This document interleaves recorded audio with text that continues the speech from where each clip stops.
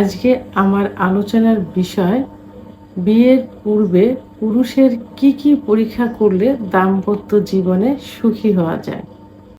দেশের এবং প্রবাসের ভাই বোনদের প্রতি সালাম। আসসালামু আলাইকুম। আমি প্রভাষক ডাক্তার রিক্তা পারভিন, হোমিওপ্যাথি এবং আয়ুর্বেদিক চিকিৎসক। সাধারণত দাম্পত্য জীবনে সুখী হওয়ার বিষয়টাকে এমনটাই বোঝায় যে স্বামী স্ত্রীর সম্পর্কটা মধুর হওয়া। আর স্বামী স্ত্রীর সম্পর্ক যখন ভালো থাকে না, তখনই কিন্তু দাম্পত্য জীবনে অসুখী। তো এখন এই দাম্পত্য জীবনে অসুখী হওয়ার জন্য কিছু কিছু কারণ থাকে। এই কারণগুলো একান্তই পার্সোনাল। যেমন সেক্সুয়াল বিষয়টা কিন্তু সবথেকে বেশি গুরুত্ব দেয় এখানে। কারণ সেক্সুয়াল বিষয় যদি ভালো না থাকে, অর্থাৎ পুরুষ যদি সঠিকভাবে স্ত্রীকে সেক্সুয়াল বিষয়ে সুখ দিতে না পারে, তাহলেই কিন্তু সেখানে কলহ সৃষ্টি হয়ে যায় এবং এভাবেই কিন্তু দাম্পত্য জীবনে অসুখী হতে থাকে বা হয়। তো এজন্য বিয়ের পূর্বেই কিছু কিছু প্রস্তুতি আছে। এই প্রস্তুতিগুলো যদি পূর্বের থেকেই নেওয়া যায় এবং সেভাবে সেই নেওয়ার সময় যে কিছু পরীক্ষা-নিরীক্ষা করতে হয় পুরুষের। অর্থাৎ প্রথমেই কি করতে হবে? একজন অভিজ্ঞ সম্পন্ন ডাক্তারের শরণাপন্ন হতে হবে। ডাক্তার কিছু পরীক্ষা-নিরীক্ষা দিবেন এবং তার যদি মানসিক কিছু সমস্যা থাকে, সেই সমস্যাগুলো আম আ কনসালটেশনের মাধ্যমে সমাধান করার চেষ্টা করবেন এবং পুরুষের যখন যৌবন শুরু হয় তখন কিছু কিছু সমস্যা হয়, যে সমস্যাগুলো সেক্সুয়াল লাইফের উপরে খুবই প্রভাব বিস্তার করে। সেটা সঙ্গদোষে হোক ছোট সময়, অথবা পারিবারিক আম আ আদর্শের ভিতরে না থাকার কারণেই হোক, সেটা হয়ে যায়। সেটা হস্তমৈথুন, বিছানায় ঘর্ষণ, স্বপ্নদোষ, অতিরিক্ত যৌন মিলন এইগুলো হয়ে যায়। এইগুলোর থেকেই কিছু কিছু মা সেক্সুয়াল যে কিছু কিছু প্রধান উপাদানগুলো থাকে, যেমন টেস্টোস্টেরন হরমোন। এই টেস্টোস্টেরন হরমোন কমে যায়, যার কারণে যৌন দুর্বলতা আসে এবং পুরুষ যে বীর্যে শুক্রাণু থাকে, যে শুক্রাণু থেকে বাচ্চা উৎপন্ন হয়। অর্থাৎ পুরুষের শুক্রাণু, মহিলাদের ডিম্বাণু এক হয়ে বাচ্চা হয়। তাই সেই শুক্রাণুটাও কিন্তু লস হয়। অনেকের দেখা যায় যে শুক্রাণু 0% থাকে।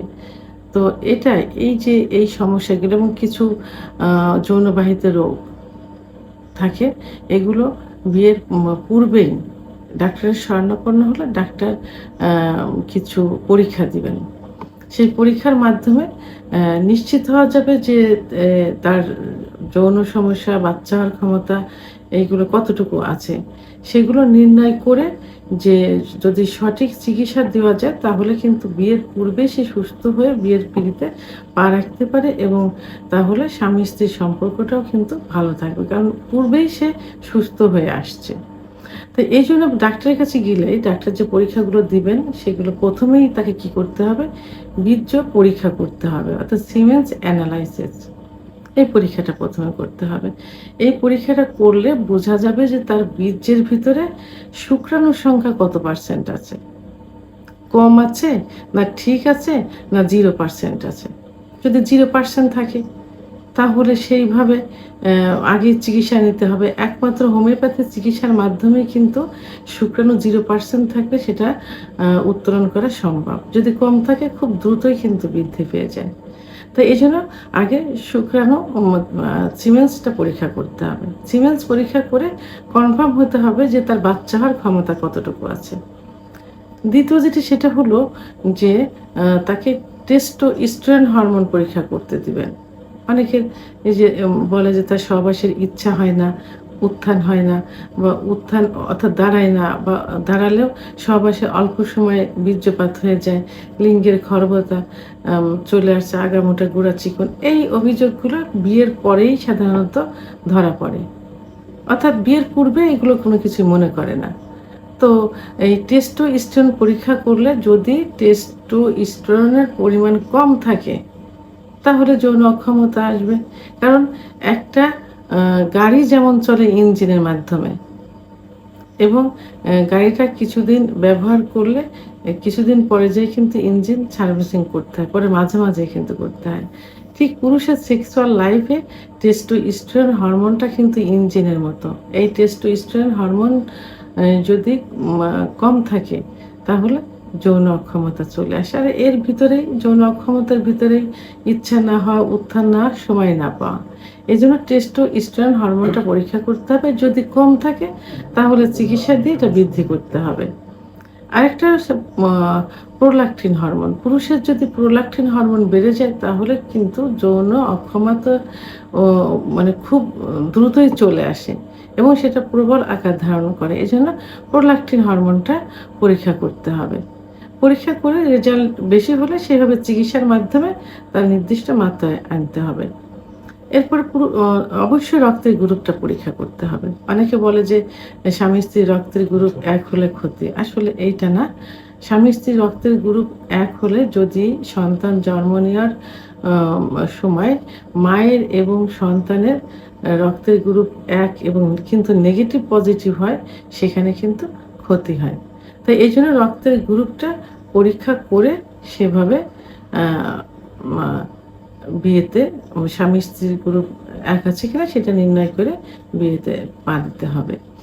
এরপরে কি করতে হবে? এইচবিএস অর্থাৎ বি ভাইরাস পরীক্ষা করতে হবে। বি ভাইরাস পরীক্ষা করে যদি তার নেগেটিভ আসে এবং যার সঙ্গে বিয়ে হতে যাচ্ছে যদি তার পজিটিভ থাকে তাহলে নিজেকে কি করতে হবে? বি ভাইরাস টিকা নিতে হবে। আর যদি পুরুষের নেগেটিভ পজিটিভ থাকে যাকে বিয়ে করতে যাচ্ছে তার যদি নেগেটিভ থাকে তাহলে তাকে কি করতে হবে? তাকে স্ত্রীকে বি ভাইরাস টিকা দিতে হবে। তো এইভাবে পরীক্ষার মাধ্যমে সঠিক রোগ নির্ণয় করে সঠিক এবং তার চিকিৎসা নিয়ে যদি এভাবে বিয়ে হয় তাহলে দাম্পত্য জীবনে কিন্তু সুখী হওয়া যায়। আরেকটা গুরুত্বপূর্ণ যে সমস্যা সেটা হলো এইচআইভি এবং আবার দেখা যায় যে সিফিলিস গনোরিয়া যেটা একজনের থেকে আরেকজনের সংক্রমিত হয়। রক্তের মাধ্যমে হয়। এইজন্য এই পরীক্ষাগুলো করতে হবে। এই পরীক্ষাগুলো করে যদি মনে হয় যে তার সমস্যা আছে তাহলে সঠিক চিকিৎসা নিয়ে সুস্থ হয়ে তারপরে কি করতে হবে? বিয়ে করতে হবে। তাই এটা যে শুধু পুরুষের ক্ষেত্রে সেটা না। পুরুষ মহিলা উভয়েরই বিয়ের পূর্বে পরীক্ষা করা প্রয়োজন।